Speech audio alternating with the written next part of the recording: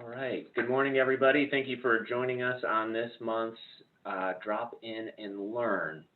And just to kind of frame this webinar a little bit compared to our other Tuesday meetings, so we have a second Tuesday meeting, and that's kind of our business meeting, right? We go around to each department, we get updates from the departments. Oftentimes, Adam addresses the team and shares, kind of the condition, what we're facing, what we're up against. This webinar is slightly different, right? You can be a fly on the wall on this one. This is for you guys. This is your time.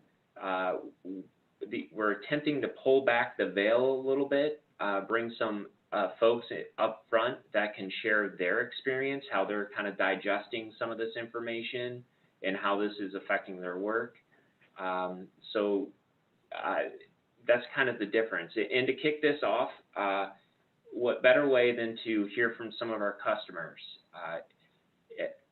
I know many of you sometimes don't hear from a customer unless it's, hey, I forgot, I didn't have my screens, or the install wasn't good. You're hearing that angry side, but we also have an equal much greater number of happy customers. And it's good to always focus on the good things that are continuing to happen. So the first one is Toya Carruthers. This is Gina Passetti's customer. She says, the 2 men that installed my patio door were very professional and courteous. They did a quick, neat job, and my door looks beautiful. Very happy customer. Gave us a perfect review. We have another one, Mike St. Pierre. This is Kelly's customer.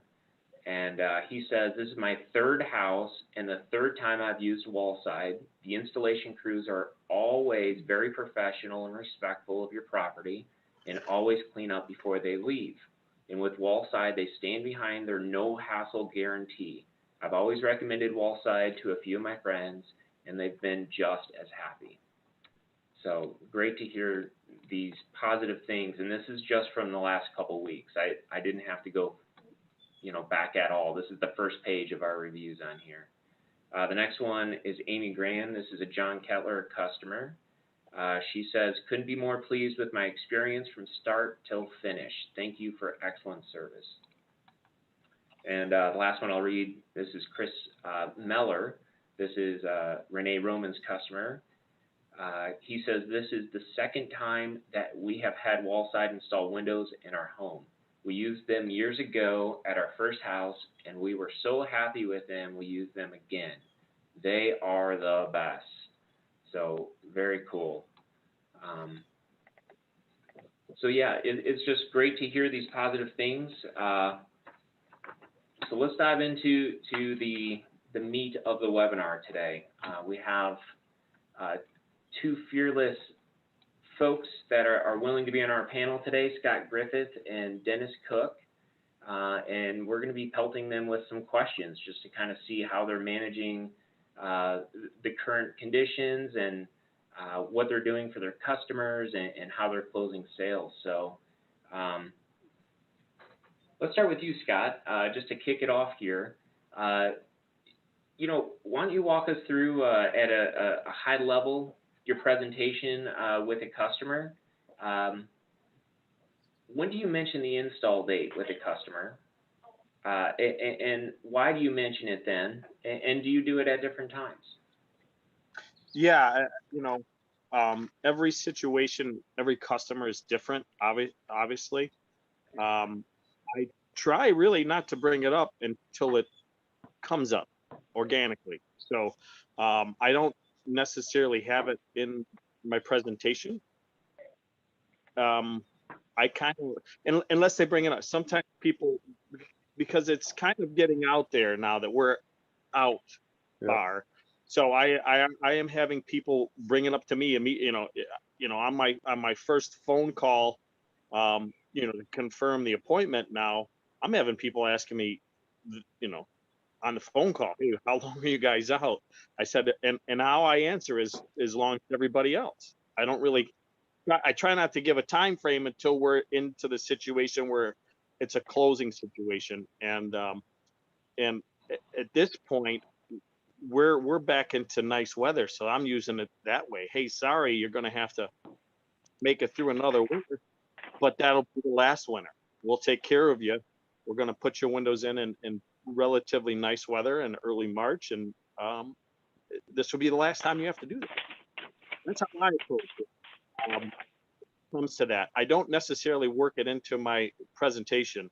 Uh, Again, unless someone asks me. That I just don't believe that. To me, it can be viewed as a negative, so I try to keep it, over there until I have to talk about it. That's just my approach. So most of the, okay, very cool. So most of the time it's at the end. So you've given them the price, and your closing, and then you just share with them, the install date, and then you just brush it off or deal with it as it comes at that point.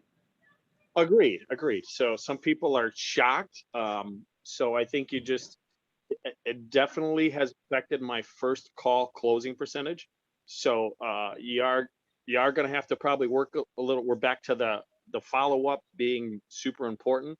At certain times that in what we do, that's huge. You always have to follow up, but there are times where it's more important, and now is one of those times.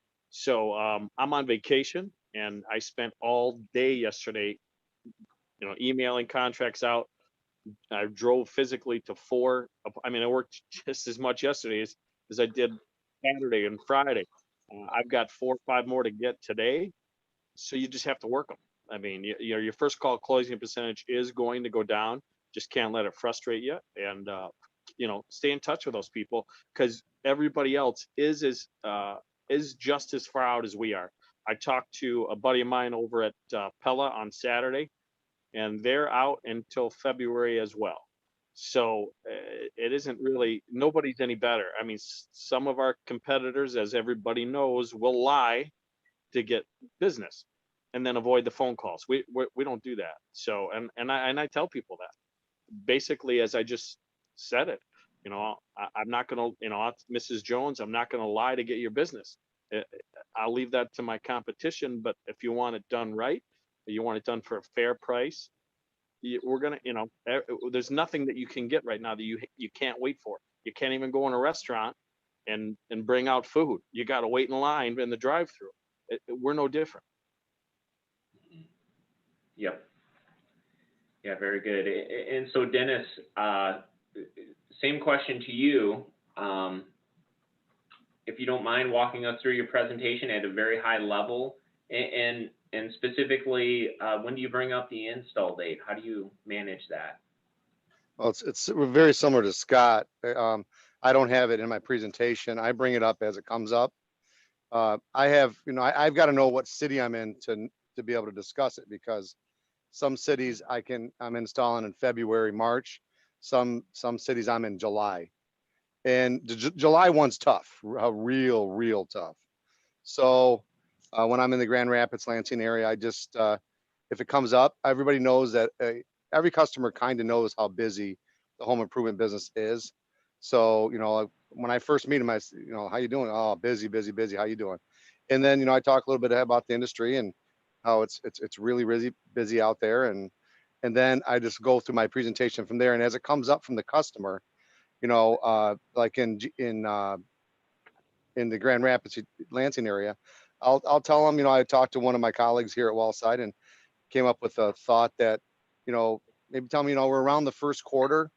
But what I tell people, I said, we're around the first quarter, given and take COVID. We don't know what's going to happen. We don't know if it's going to be a shutdown. So, but if it was me, I would install in April, May, because we're in May in some regards. And people go, oh, you're right, better weather. So that usually takes the negative right out of it. Because I tell them, if it's my house, I'd rather them do it in nice weather than have your whole house open. Now, I don't know what I'm going to do when we get close to December, when we're installing there. That's going to be a different conversation. But it seems We'll that, like yesterday, when the time comes. yeah, yesterday, I was in Grand Rapids yesterday, and both customers I sold, and it's like Scott said, I don't really care about a first time close. I care about a close. So to me, whether it's 2 times in, 3 times in, or it's the first time, I just want to get the deal. And like I said, follow up's key. but the first time close is a lot different now. And because like last night, my final lead yesterday was a nice, good, it was a good lead. And when we got down to dates and that, the people were like, well, I think the cost of the job was more than expected, but they said, we want to get other estimates, see where everyone else is at. And I cover the same thing Scott does. I tell them that Wallside, we tell the truth and we back up every promise. So, we're not going to tell you a date that's not going to happen or can never happen. And I always tell people, I said, we can put you on a cancellation list, which we all know that doesn't work out so well. But I say, very few people cancel, but it might be earlier. I said, we want to keep the crews busy. And if there's an open slot and you're on that list, you'll have the opportunity to tell them yes or no. And that kind of makes people feel a little bit better. But then I also talk about, competitors. And I've had a few competitors in the Grand Rapids area. It's called Polar Steel, where they're telling people, 3-4 months, right? Where I know that's not happening. So the one customer called me and said, hey, we liked you, we liked your product. We'd rather go with you, but your time frame's too far out. We're going to go with Polar Steel. And I said, just do me one favor, reach out to your salesperson and tell him that to put the date in writing. And if you don't meet it, you get half off. And see if he still wants to write your order. Well, they ended up calling me back because they would not put it in writing that it wouldn't happen until next year. So, so there, a lot of people are lying. So unfortunately, it's something we got to deal with.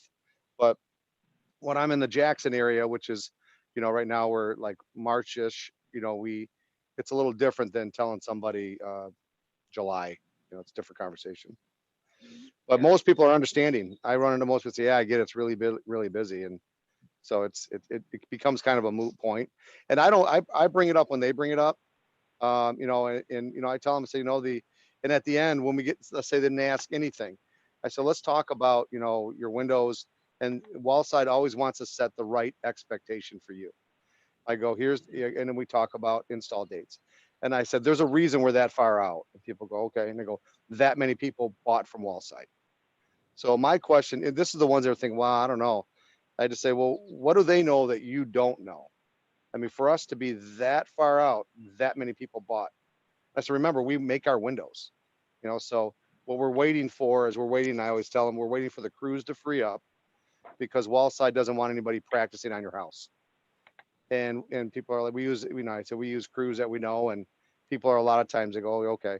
And then the expectation I set them is that I let them know the process, that about 5 weeks, you're going to get a call from the measure man and go from there. But I bring it up just like Scott said when I'm asked, because it is a negative. I mean, it's like everybody, when they decide they want to buy windows, they want them tomorrow. It's, they just want, that's just the reality, but it's, it is what it is. Hey, Dennis, sorry to jump in here, Dennis. Do you find that more, just recently in the last month or so, I'm having a lot of people tell me, I bet you guys are far out, Yes. Oh yeah. Well, it's starting to, the word is getting out, and I think it has become a little bit easier with some folks. And then there's always going to be the folks who don't believe you, and I can, I got to have it now, and again, you brought up what city are you in? Yeah, I'm in Detroit a lot. So I do deal with a lot of rentals and flips. That's one that I'm struggling with a little bit, but it is what it is. Sometimes you just got to move on. Yeah, the date is the date, but when you get close, when you're getting a year out, I mean, it's like, it's, I think about it and I just keep my mind right on the way there. And like Dave was saying about, running into issues, the key to this job to me, and I've always had sales trainers and, people that mentored me, that key is attitude. If your attitude's there, you're good, And when you're driving to a house, you just had 3 phone calls and, sideways jobs being canceled, this and that. You got to find a way to say, hey, when you walk in that house, it's showtime, And like David said, the vast majority of the jobs, 97% go okay. It's just, but those 3%, you got to get them off your plate. Agreed. Yeah. That's so good. Yeah, thank you guys for sharing all that. That's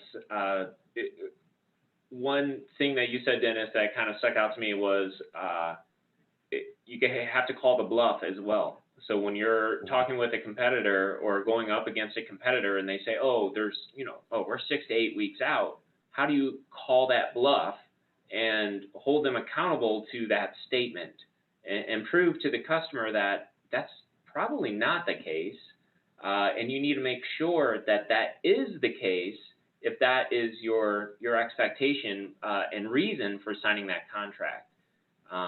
Because as you mentioned, everybody right now is dealing with this. So yeah, that's really good.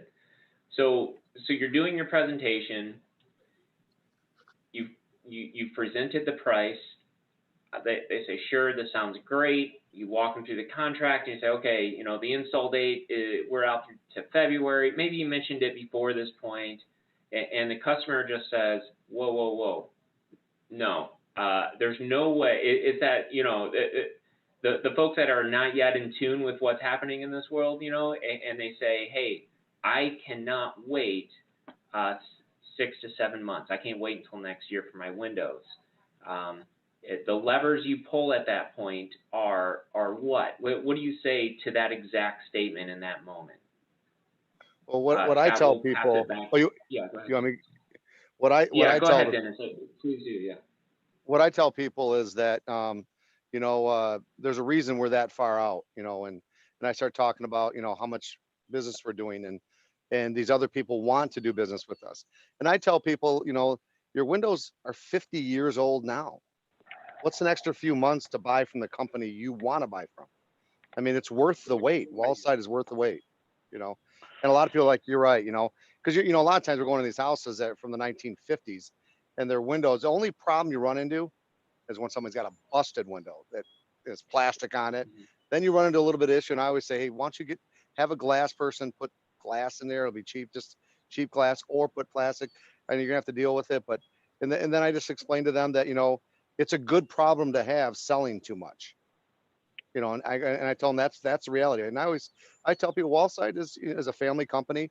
We're moderately large for a family company, and we're going through some growing pains. We're selling a lot.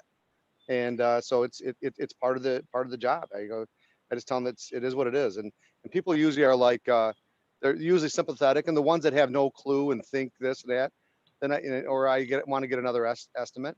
And I always tell them, if you're going to get another estimate, and I know that they're not going to buy from me, then they're going to have another company. I always set I always tell them, hey, listen, what I would do if I was a consumer, and I'm a consumer like you, when I'm buying something and somebody tells me they can do something in 12 weeks, I would get it in writing. Because if they won't put it in writing, I promise you it will not happen. And I tell them everybody's in the same boat. I go, they buy from a factory, that factory's busy.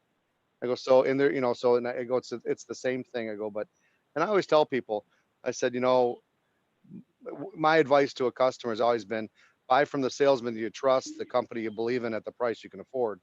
And people are usually like, okay. And I said, that's what it's got to boil down to. It's got to be that process. Yeah. And Scott, what would you add to that? I saw you giving a thumbs up to that. Yeah, well, there's certain things that you can't change. There's conditions. One of the things you can't change is if someone has a broken window, they have a broken window. That's a condition that you can't change. Which I have done is tell people same thing as Dennis. Hey, listen, it's going to be 6-8 months. You're going to have to go through winter. I understand your glass is complete. In my case, and where I'm at a lot, the glass is gone. It's just, so they have a condition they got to deal with too. And I understand that. So knowing that, a lot of times I'll build a little bit of price into the quote and say, listen, I'll give you a couple $100 off so that you can get that window repaired until we can come out and swap it out. And if that helps you out, so sometimes, again, you think, I didn't really give him anything, but I set an expectation that, oh, this guy cares about me. He's going to give me some money off so that I don't have to live all winter with this window busted out. So yeah, I've done that, and sometimes it don't work, and nothing ever works. But you won't know if you don't fire the bullet. You don't know if you can hit the target. So you have to kind of pull it all out, because the first call closes are hugely important. That's another house that you can be in at another time, making more money. So to me, I've always tried to get the first call close whenever possible. That's something I did struggle with about this time last year. It was becoming very difficult. So I just had to retool and get your mind, like Dennis says, your mind, having your attitude and your mind right is the key. It's the most important thing. Awesome. Yeah, thanks.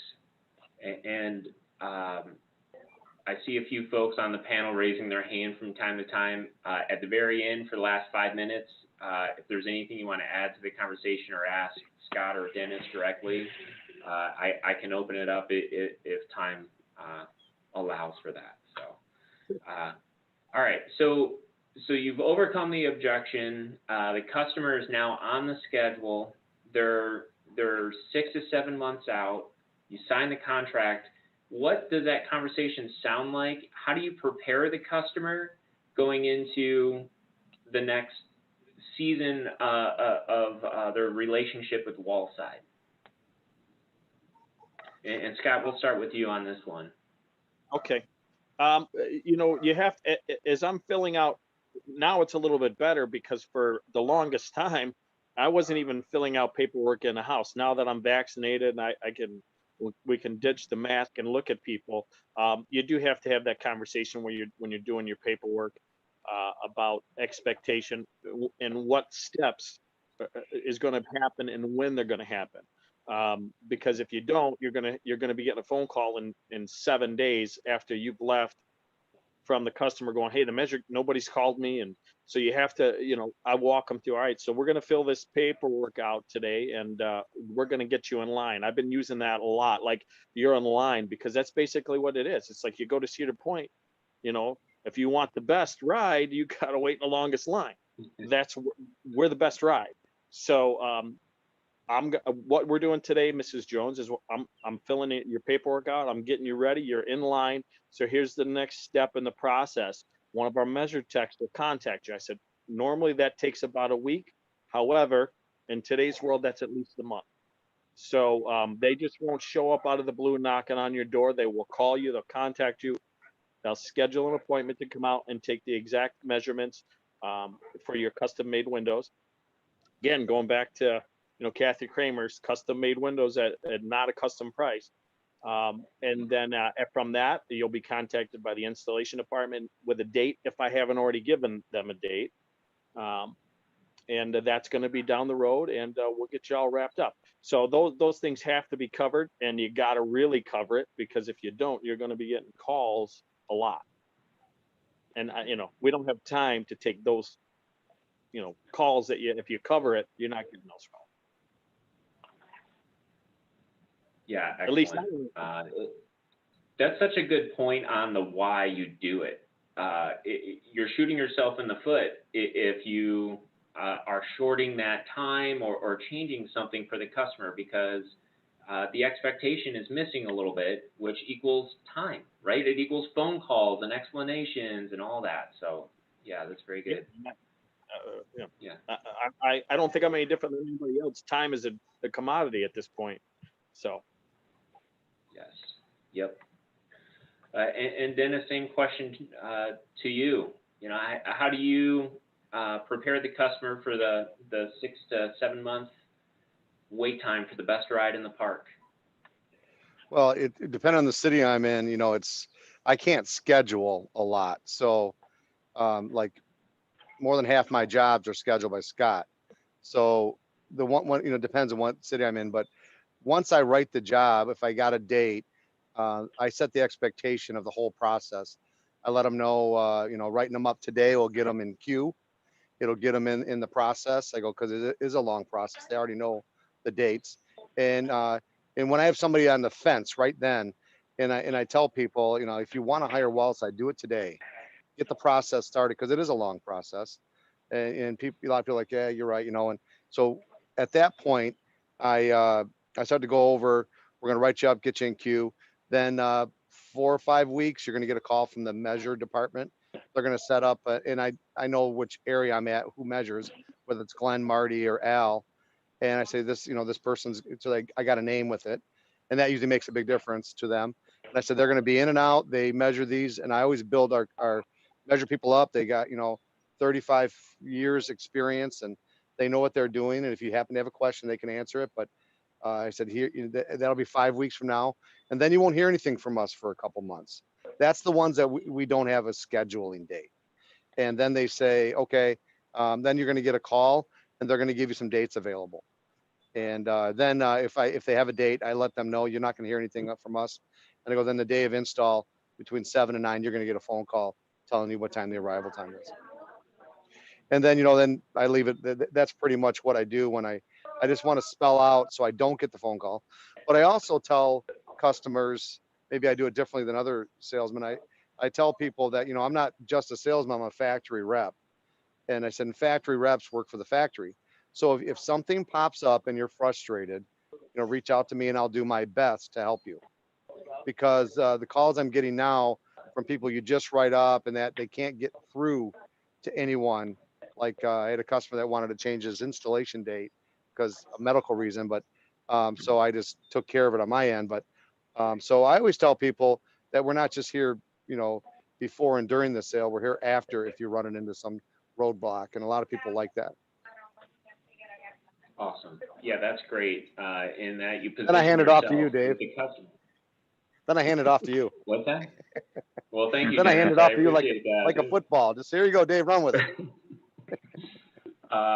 It's not unusual for my phone to ring at about 4:30 and it to be Dennis calling me. So that's no stranger to that, and I'm happy to do that. So you do because you take care of the customer, and that's key.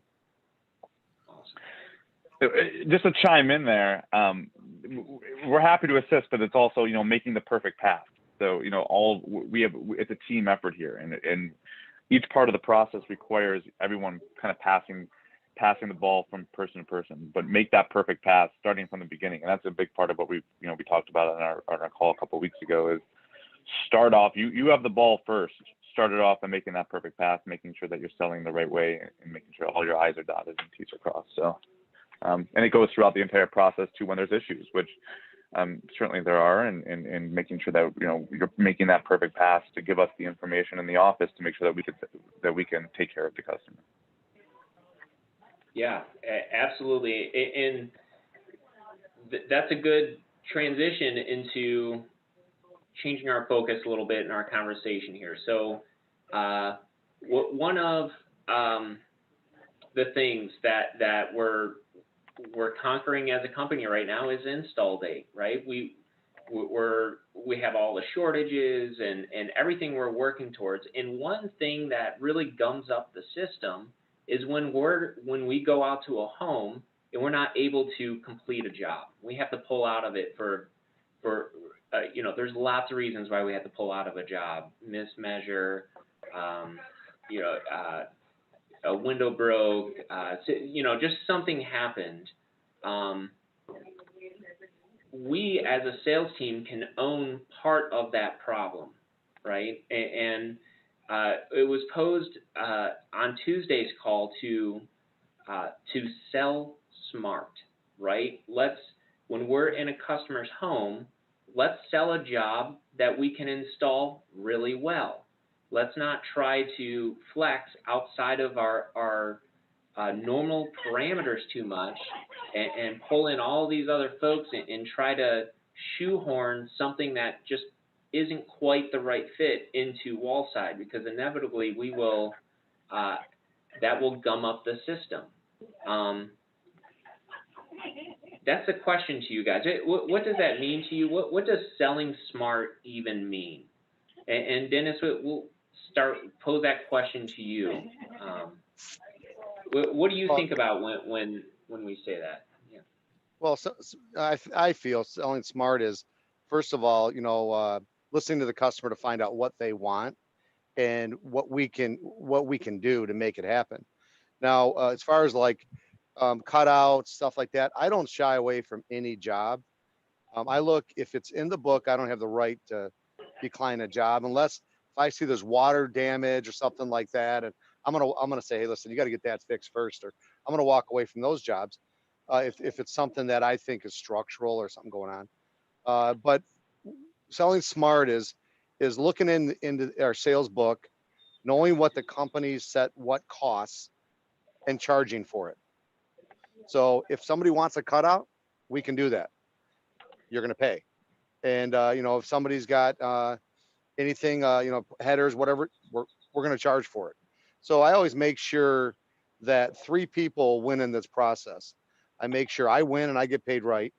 The company gets paid right, and the installers get paid, because there's nothing worse than working your butt off on a nice job and you didn't price it right and you get cut.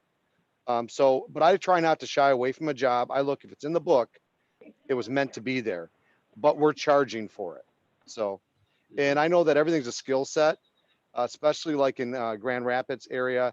If I'm selling a 5-window job, they have certain crews that do those type of jobs, or cutouts, or extension jam casing. And I've shied away from extension jam casing because I know that it's easier to put in a window and just put it in. So Glenn and I are working, and Marty, pretty closely to, if we need to change it, we change it. And I set that expectation with the customer that, hey, listen, it may need extension, and I charge for it. It may need extension jams and casing. I'm not a carpenter. Until he looks at it, we're not going to 100%, but it's not going to cost you any more money. And they, oh, okay. So this way, Glenn can go into it, or Marty can go into it and say, yeah, we can do it without it, and it makes it an easy. And they change it on their end of it. But selling smart to me is setting the right expectations, charging for it, and if a job is super complex and it's not in our wheelhouse, try to talk them out of it. Yep. Very good. And same question to you, Scott. What are your thoughts when you hear that? And is there anything you shy away from, or something that you always make sure you cover when you're with a customer? I don't. I sell quite a bit of altars. So it's something I like to do it. I find it's challenging and it's different. So it's I welcome them. However, there's certain things I walked away from one in Toledo, beautiful house down in the west side of Toledo, if you're familiar with that area, Sylvania area. Probably a 6,000, 7,000 square foot home, beautiful bay window on the second floor. But I had to walk away, even though it would have been a $10,000, $12,000, $13,000 sale. The roof was slate, and the roof was connected into the bay window. So there's no way we could have taken it out without doing everything. It's not what we do. So I had to walk away. And she wasn't happy because she waited a week for my appointment. And they should have told her that on the phone. But, I just, some things you just can't get into, and you have to be smart about it. I've made mistakes, believe me. I've sold a few jobs that I wish I could go back and not do. Yeah. But so you'll learn from those mistakes. I try to, making mistakes happens. I just try not to make the same mistake twice. If it costs me money, if it costs the company money, you just can't keep doing that. We're not going to stay in business that way. So that's what it means to me. Is just especially now when we're so busy, we can be a little bit picky about the ones that we can walk away from. And you know what, when I get in the car and leave, that in my rearview mirror, I'll mount to the next one, and that's just the way I approach it. Yeah, very cool. So I had Glenn Tokoff in my office yesterday, and I asked him that same question, what that meant to him. And he had a great example of an awning casement, especially when we sell an awning casement at the minimum size, that you end up losing a lot of glass with that window. So that is a red flag. Hey, if I'm selling a minimum size awning casement, I'm going to sell extension jams and casings with it, or I'm going to try to, make that window as large as I can, because the customer is not going to be happy when they see it. It's just going to be all vinyl and a little piece of glass on it. So I'm sure there's 50 more examples similar to that, where it's maybe something that initially it doesn't jump out while you're selling with a customer, but the reality of it is that the product isn't going to be something they're happy with. oftentimes glass size tends to be, from what I've found the last few months dealing with customers, a major complaint. Major is a strong word. A complaint. I've had a few scenarios where people want to put a bay window in an opening that's 52 inches wide or something. It's just like, you know, I'm not going to do it because you're not going to like it. It's going to be awful. Can we, let's do something different. Try to change your mind, but sometimes you can't. Or you suggest opening the wall up, but sometimes that doesn't work either. Awesome. All right. If So you sell last question if you sell for the you bay guys. window at 60 inches, you'll know. Okay. Yeah. It looks horrible. Yeah. So one of the reasons why we thought the two of you guys would be great for this panel is you are really good with customers, especially setting that expectation, but also on the back end. What does it look like for you to receive that text message or call from a customer after an install saying this was horrible, or hey, I didn't get my screens, or the caulk's dripping down the window, whatever that complaint is? How do you manage that? What's the next 2 hours like with that customer? Dennis, we'll start with you. Well, when I get the call, first of all, I tell them, or text, they'll send pictures usually, and pictures tell you a lot. I just tell people, hey, I apologize. I'm going to reach out to senior leadership. I'm not sure what to do because this seldom ever happens, even if it does happen more than it should. I said, seldom ever happens. Let me reach out to them and find out what we can do. But I promise you, Wallside will make sure you're taken care of. And then they're okay. And then they wait for me. And then I reach out to sales help, send the pictures, and let them know that, this customer's not happy with the install. And I let them know it's a process because we're so busy. It might take a few days.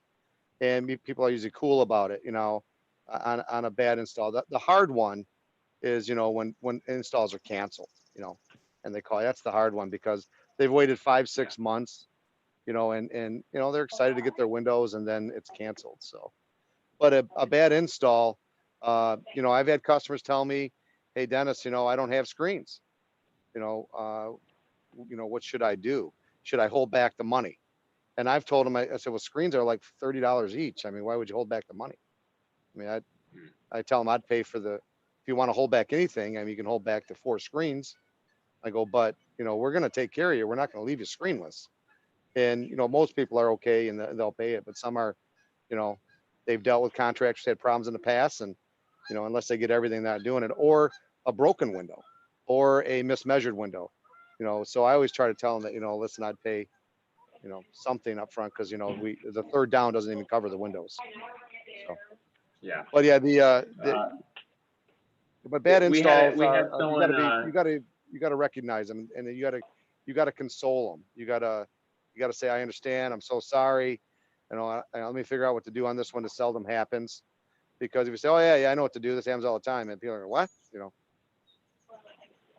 Yeah, and Michael Albert's asking, what was the question again? And the question was, when you get that text, phone call, whatever, from a customer that is unsatisfied for whatever reason, we moved their install date, the install didn't go well, how do you help that customer? How do you manage that situation?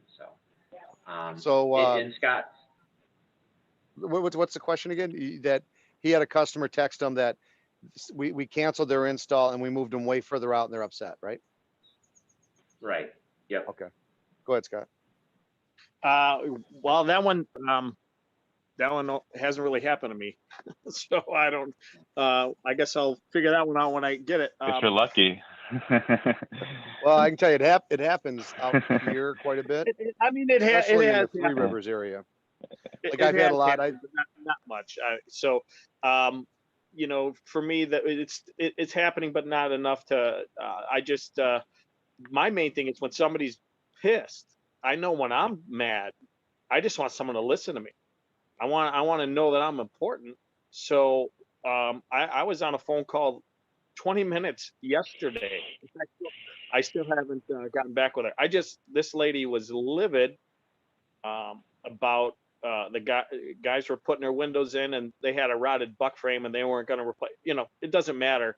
But she wanted someone to listen to her, and the guys made it right. So she really didn't have a bitch because we fixed it, right? And she's not going to get charged anything, but she still wanted to make it known, and she wanted to know that she's cared about. So I listened to her for about 20 minutes, and at the end of the day, I says, you're good, right? Everything is taken care of. And she said, yeah, I just, the attitude, and I do think our installers, man, think about how hard we're working. These guys got to be getting murdered out there. There's just, and to have no sense of the end. You know what I mean? They're booked a year out. I mean, it's a good problem to have. I'd rather have that than the other. And sitting around here this morning going, well, I got nothing to do today. So I'd much rather have that problem, but it's still, however, a problem. Knowing that, God, man, I'm booked up for the next year. This is crazy. So and we have to put on a good attitude every day to go to work, because if we don't make any money. But the installers go to work. And so we just have to keep that in perspective. It wouldn't be a bad idea to visit. We don't have time, but to visit jobs is a little more. If we could, to touch base and get to know these installers a little bit face to face, so when they see your name on the paperwork, oh, that's that guy. He brought me in a group pizza or whatever. I think that's probably something I'm going to try to do more of in the future. But yeah, I think our customers, when they're disgruntled, just want to be heard. They want to know that somebody's listening to them. I am getting a lot of calls from folks saying that they're on hold for 2-3 hours trying to get through service. So I don't know. I'm pretty sure that's accurate. I haven't tried it myself, but if it's more than one person, I think it's probably accurate. So I don't know if we've got an issue there or not. But I do tell them, hey, listen, every aspect of our business is busy. So, you might try an email instead of calling. It might get answered a little quicker. That's the way I've been. Yeah, and I can just address that real quick. We do have an issue there. One of the challenges is more calls coming in.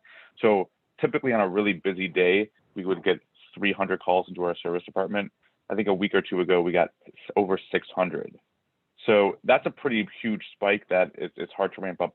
We have actively hired more people. That takes time. It takes probably a month to 2 months, if not more, for people to get familiar with the system, how to answer calls, to schedule. So we have about 2 people in training. We have another person starting next week in the service department. So we're actively trying to ramp up and put more resources there. But it's unfortunately, when you double the amount of call volume that comes into a department very quickly, it's kind of like a flood of water. You can't keep up. It's part of the challenges that we're dealing with. Sure, I understand. Yeah. Yeah, and to circle back around to one thing that you said too, Dennis or Scott, that I liked was you're sometimes bombarded by these text messages and dealing with these issues, but then you have to go into a customer's home and sell a job. You have to look someone in the eye and say, hey, everything is going to go really well for you. When you just, 20 minutes before was on the phone with, dealing with a lot of issues. I know that that's not always the easiest thing. We know that that's something that, you're continuously trying to combat as a sales team. Any insight to that? What do you do to stay positive? How do you go into that home? One of the reasons why I started with the reply cards is because there's actually a lot of really positive things to look at. There's a lot of things to be proud of to be here, and though things are shifting a little bit and the customers are feeling it, we're feeling it, it doesn't mean that, that we can't look someone in the eye and be proud of selling Wallside and being a part of this team. Any insight there or thoughts? Well, David, I was going to tell you a little bit about like what Adam said about, having the perfect pass. And I worked with a lot of the reps that work at Wellside at other companies, and I can think I can speak for them that they don't mind helping their customer, but they want to hand it off and be done with it. And it seems like with canceled installs, well, I ran into quite a bit because of that area I worked in, which did pretty well there, got shut down. I had nine cancels. And so the problem was with the customer is you smooth it over. Hey, listen, work with us. We'll get you taken care of. But then 2 weeks later, no one calls them. And that's the tough conversation where they're upset. They're kind of pissed then where, Yeah. they waited 5 months. Now 2 weeks goes by and no one's rescheduled them. And then when they do reschedule them, they're upset, but then they pushed them off another 3 months. That is the tough one when you have a reschedule. It's that they waited five that, now they're out three more. So, but that the handoff, I have no problem handling every one of my customers the first time. I would rather, because I want to get them to the right person, the right department, and hand it off. And then knowing that's normally how I know right now we're really busy, but normally that's how Wellside's always worked. But getting to your question is that, you got to control the controllables.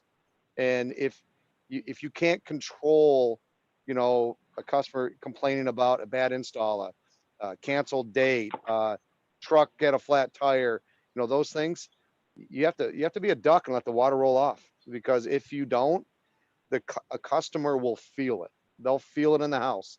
They'll know, you got something going on. So I always just say, hey, it's showtime. It's like we're actors. We gotta, and I tell people, hey, listen, you're gonna have a great install. You're gonna have a great experience because 97% of the people do. Yeah. So Yeah, that's how I approach it. Yeah, I just keep in my mind that I know what I'm saying we deliver most of the time. Out of the hundreds of jobs that I sell a year, if I get 5 disgruntled customers that actually get to me, um, I mean that's probably a bad year. So I'm good with it. I don't like to get them. You got to deal with them. The biggest thing is you just can't ignore them. You can't just go, well, I'll get back to. You have to get back to them because the longer they sit, the more they're stewing and getting mad. So and like Dennis says, we hand it off, but we want, that's probably my biggest concern is that when I hand it off, is it getting? Am I going to get a call a month later? Hey, man, you put me through to this person or that person, but then they never, no one else has contacted me, because I am getting some of that too. So those are the tough ones.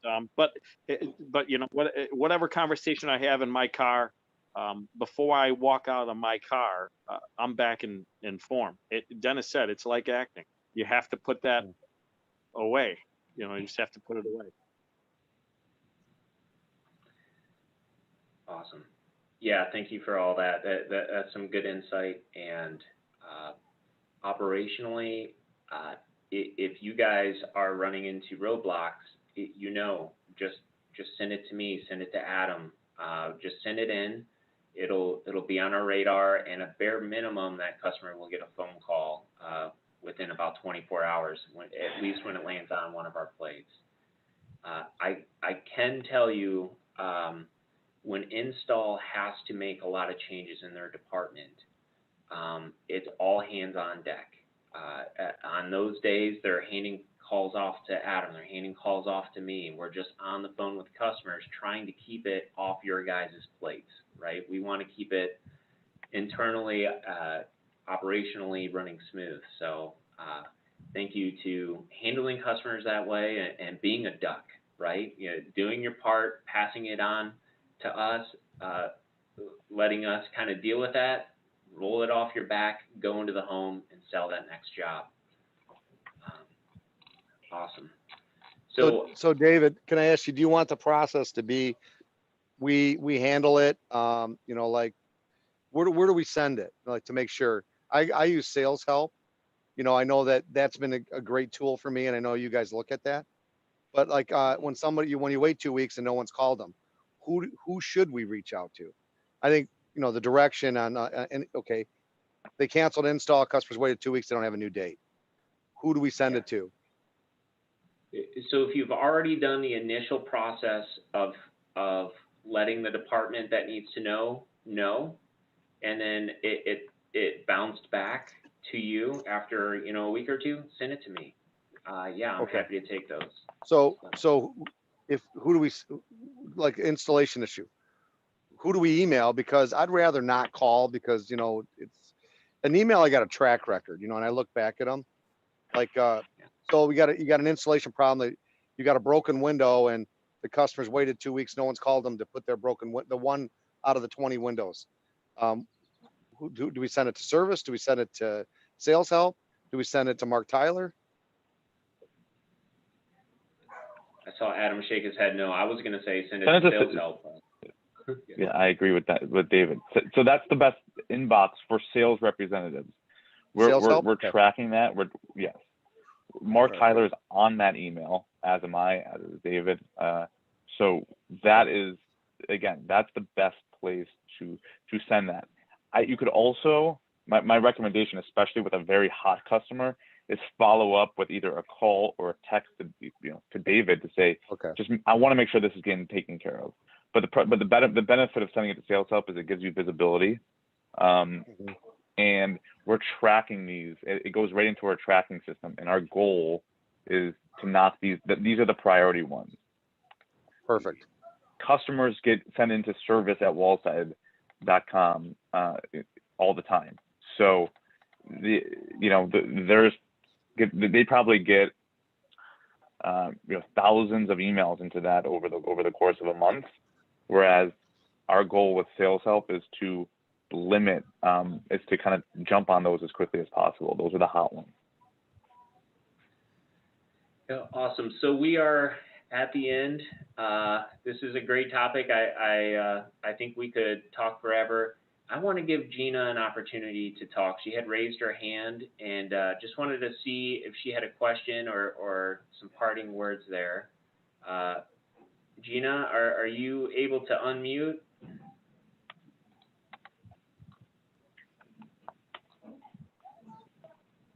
You are muted, Gina, if you are talking.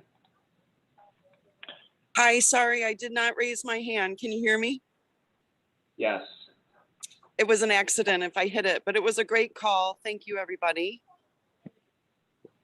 Okay, great, perfect. Then I'll go ahead and mute you again. Did Sorry. we answer? Did Michael Albert's question get answered? I think it did, yes. Okay. Did we get Michael? I can ask Michael. I feel like I need to call Michael after this, and we probably just need to have a chat. I think he's got a lot of input that maybe the next 5 minutes won't cover. But all right, so thank you guys so much for being willing to share. I have one parting thought just to wrap it up in the last minute or so. And that's two things. One is thank you, Scott and Dennis, for your time today. We really appreciate you giving your insight and taking the time to share. And really everyone on the call, we appreciate. We know that there's challenges coming. You're getting it from all angles. You're going in to sell a customer. They're pushing back against you. Customers are calling because we're getting moved. The biggest thing that I would tell, especially about the installation dates, is set the right expectations. Expectation setting is really going to benefit all of us. And the biggest challenge we have right now is providing customers with those expectations. Things are shifting. I looked at, today on average, most of our jobs were sold at the beginning of March, and we are at the end of July. A lot of things can happen between the beginning of March when that job is sold and you're setting up those expectations to the end of July. We've had tremendous amount of rain. We've lost crews to being MIA. We've lost crews to one crew left. We've lost crew to an injury for 6 weeks. A lot of crews have lost guys at lower capacity. So the big thing to kind of set up is our business has changed, and that expectation, a lot of things can change in that time frame between the time you sell it and the time that they think they're going to get installed. That can affect that. So trying to set up the customer and condition the customer that this is the best expectation, but things may change. And obviously we are doing our best to keep those commitments, but it's kind of a shifting thing that we're seeing constantly right now. So definitely set up the expectation that's right. Don't assume that because it's one window or one door wall that, you know, maybe they'll be able to sneak in January and get a January install date. It's not happening. So you're setting everybody up for failure, especially the people within everybody. Everybody is being set up for failure when you're trying to promise a customer that maybe they'd, you know, be able to get an earlier install date. The best thing that can happen is they do get an earlier install date, and it's way earlier than they ever thought, and then they're happy, and it's better than that initial expectation. But setting up that expectation from the beginning is setting us all up to fail. So just try to set up that expectation as much as possible. It's, you know, as both Scott and Dennis said, you know, it's worth the wait, but help us out here in just setting proper expectations with our customers. And you know, we appreciate it. We're definitely dealing with a lot of one thing that I had, you know, a crew called me today. He had issues with his crew last night. One of them ended up is having some legal issues. He had to downgrade his crew capacity this morning. This is the kind of stuff that we deal with at 6 a.m. on a Tuesday, that when we sold this job in March and we scheduled that customer that said, oh, you know, we're going to be there probably June, July, things happen constantly. And unfortunately, a lot more things can happen over a 7-month period than it can happen over a 6-week period. It's just the nature of it's the nature of things happening. You know, things go wrong, and they just compound the longer time that we have to wait, which obviously creates challenges. People are waiting longer. So our business has changed, and that's kind of one of the things that we have to deal with over the next, you know, months and probably years to kind of battle with kind of these longer lead times. But you know, we understand that the challenges that you're facing, and as David said, we are here to support you.